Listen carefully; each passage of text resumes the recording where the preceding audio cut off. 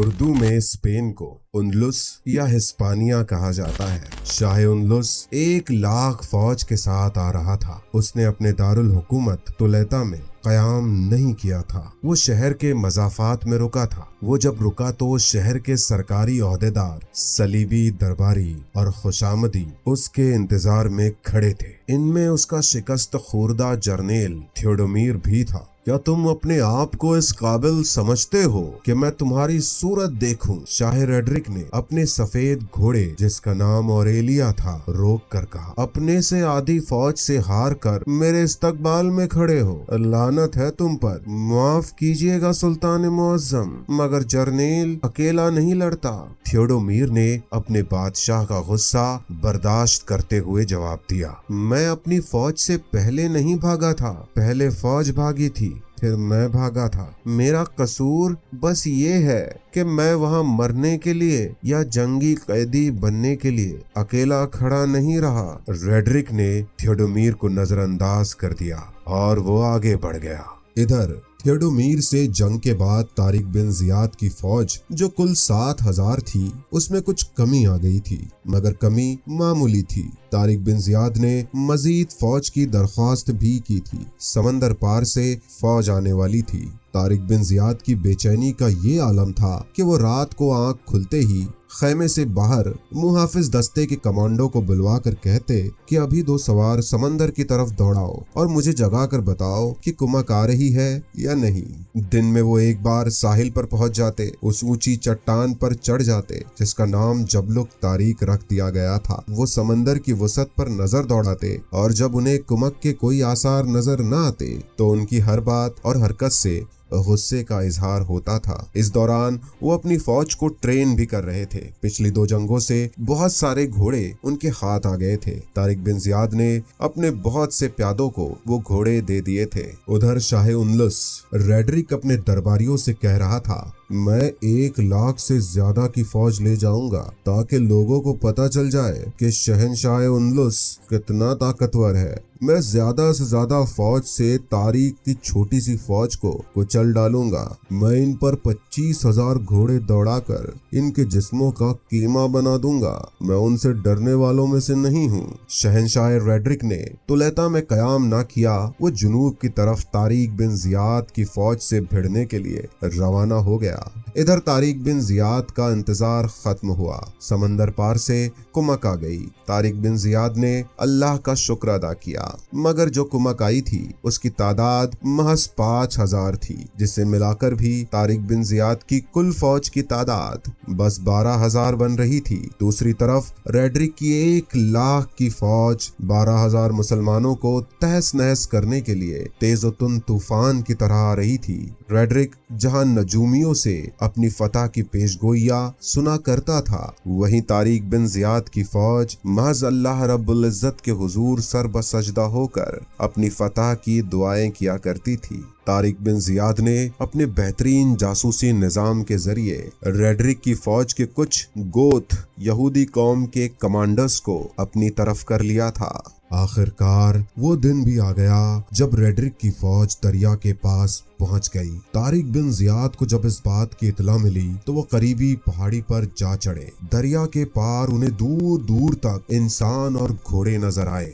इतनी बड़ी फौज उन्होंने पहले कभी नहीं देखी थी। अल्लाह मेरे अल्लाह, तारिक बिन जियाद ने दोनों हाथ फैलाकर आसमान की तरफ उठाए और गिड़गिड़ाया, अल्लाह अपने नाम की लाज रख लेना। हम तेरे नाम पर लड़ने आए हैं और सिर्फ तुझी से मदद मांगते हैं। तारिक बिन जियाद ने अपनी फौज को दरिया के तकरीबन 1 मील पीछे रखा था। वो रेडरिक की फौज को दरिया के अपनी तरफ वाले किनारे पर लाना चाहते थे ताकि रेडरिक की फौज के पीछे दरिया हाइल हो।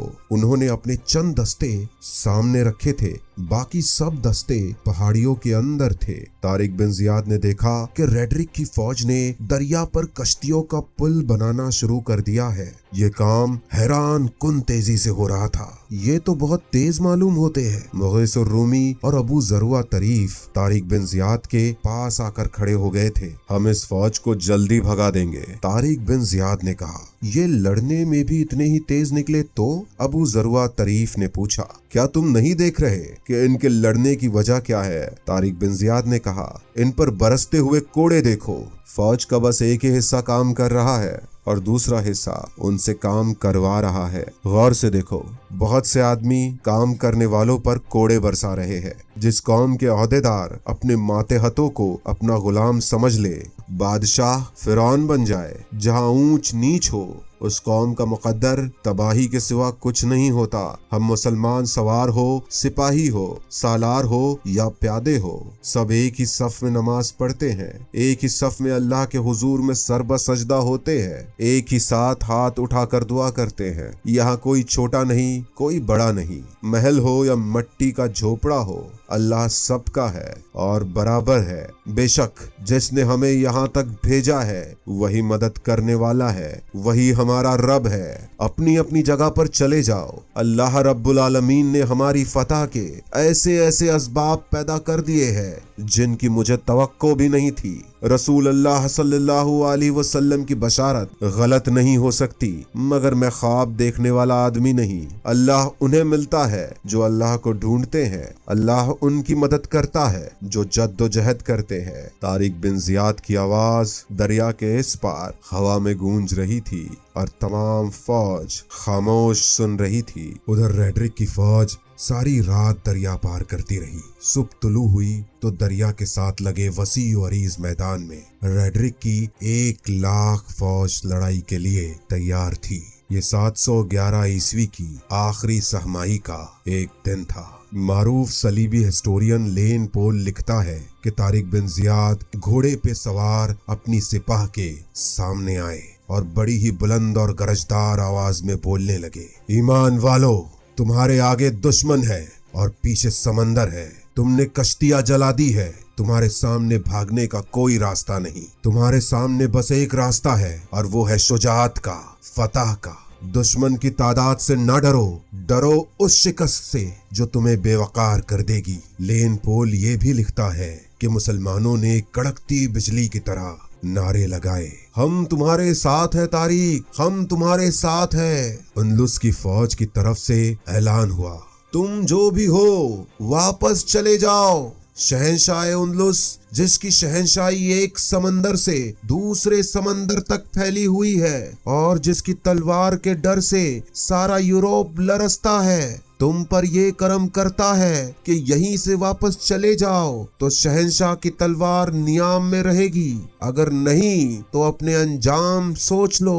तारिक बिन जियाद को बताया गया कि उधर से क्या ऐलान हुआ है। तारिक बिन जियाद ने ऐलान करवाया, शहंशाह उनलुस, हम वापस नहीं जा सकते। हमने अपने जहाज भी जला दिए हैं और कश्तियां भी। हम अल्लाह के हुक्म से आए हैं, शहंशाह उनलुस के हुक्म से वापस नहीं जाएंगे। उधर से ऐलान हुआ, शहंशाह उनलुस के मुकाबले में आओगे तो अल्लाह भी तुम्हारी मदद नहीं कर सकेगा, तुम कज़ाकों का ग्रोह हो। वो अपनी बात अभी पूरी भी नहीं कर पाया था कि मुसलमानों की तरफ से 3 कमानों से तीर निकले और तीनों उस जर्नेल के सीने में उतर गए।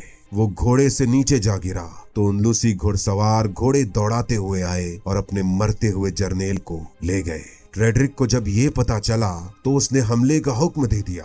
वो जारहाना क़यादत में शोहरत रखता था। रेड्रिक ने लड़ाई का जो प्लान बनाया था उसके जर्नेलों ने उसे असबर कर रखा था। 2-2, 3-3 दस्तों से हमला किया जाएगा। एक ही बार हुजूम की तरह हमला करोगे तो तुम्हारे घोड़े तीरों से जख्मी होकर अपने ही प्यादों को कुचलते फिरेंगे। हुजूम की सूरत में अपने सिपाहियों को लड़ने और पैतरे बदलने के लिए खुली और काफी जगह नहीं मिलेगी। हमला कम दस्तों से और ताजा दस्तों से होगा। दुश्मन को आराम का मौका मत देना, उन्हें मुसलसल लड़ाते रहो। लड़ाई एक दिन में खत्म नहीं करनी है, इसे लंबा खींचना है ताकि दुश्मन लड़ लड़ के थक जाए, कटता रहे और घुटने पर आ जाए। इधर तारिक बिन जियाद अपने दस्तों से कह रहे थे, दुश्मन की तादाद हमसे 10 गुना है। ईमान वालो, जरब लगाओ और दूर हो जाओ। इन्हें अपने पास आने दो, बिखर जाओ ताकि तुम्हारे ताकुब में आने वाले दुश्मन भी बिखर जाए। दुश्मन को अपने पीछे पहाड़ियों के अंदर ले आओ और फिर उसे तीरंदाज संभाल लेंगे। रेड्रिक के हमले के जवाब में तारिक बिन जियाद ने 3-4 दस्ते आगे किए और वो दस्ते इस तरह से लड़ने लगे जैसे पीछे हटने की जल्दी में हो। वो आहिस्ता आहिस्ता पीछे हट रहे थे। इस बात को उनलुसी समझ ही ना सके। मुसलमान एक पहाड़ी के दामन में आके दाएं बाएं हो गए और पहाड़ियों की ढलानों से उन लुसियों पर तीरों के मीम और बर्छियां बरसने लगी। फिर तारिक बिन जियाद के वो दस्ते जो वादी में दाएं बाएं हो गए थे पीछे जाकर इकट्ठा हो गए। उन लुसियों के वो दस्ते जिन पर वादियों में तीर बरस रहे थे वो पीछे की तरफ बेतरतीब होकर भागने लगे। जब वो पीछे मुड़े तो उनके सामने मुसलमानों के दस्ते थे। मुसलमानों ने उन पर हमला कर दिया। सलीबी दिफा करने की हालत में थे ही नहीं, वो बुरी तरह कट रहे थे।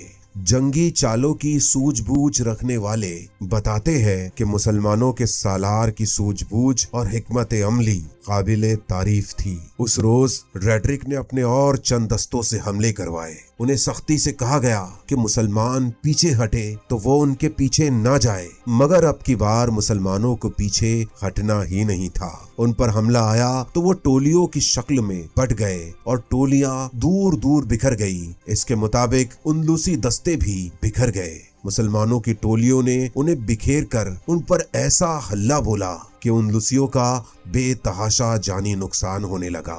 मुसलमान घूम फिर कर और भागने के अंदाज में लड़ रहे थे। सूरज गुरूब हो गया तो मैदान में रेड्रिक की फौज की लाशों के अंबार लग गए थे, मगर ये 1 लाख की वसी फौज में से चंद हजार फौजियों की ही लाशें थीं। अब सूरज ढल गया था। ये जंग का पहला दिन था जो गुजर गया था। उस रात दोनों फौजें अपनी अपनी तरफ चली गई। उनलुसी जहां आराम कर रहे थे और उनके सालार अगले दिन के प्लान्स बना रहे थे, वहीं तारिक बिन जियाद का प्लान कुछ और था। वो रात को भी खामोश बैठना नहीं चाहते थे। उस रात उनलुसियों के साथ कुछ ऐसा हुआ कि उनलुसियों के होश उड़ गए। पोशीद तेरी खाक में सजदों के निशान हैं, खामोश